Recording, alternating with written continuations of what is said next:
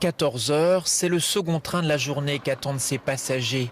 À l'image de Steve, pour lui comme pour beaucoup, la réouverture de la ligne est fondamentale. Maintenant, et pendant plusieurs mois, je pense, ou au moins plusieurs semaines, c'est le seul lien qu'on a avec le reste du monde, on va dire.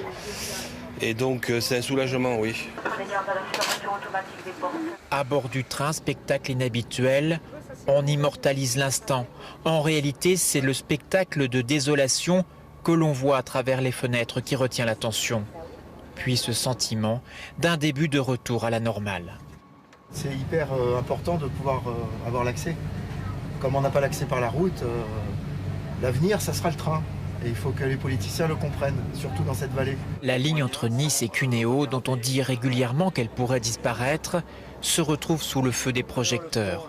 Mais pour la SNCF, ce n'est pas d'actualité. Les acteurs du territoire ont décidé que cette ligne était pérenne et font en sorte de prévoir les investissements nécessaires pour assurer cette pérennité.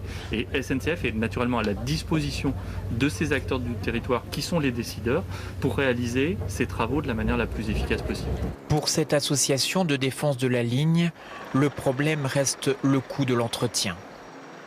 C'est une ligne qui a été faite pour le fret, qui a des ouvrages d'art exceptionnels, des ponts, des tunnels hélicoïdaux, et que la règle d'or veut que SNCF Réseau n'ait pas le droit de mettre plus de 15% des travaux dans une ligne. Donc c'est au pouvoir public de mettre le reste.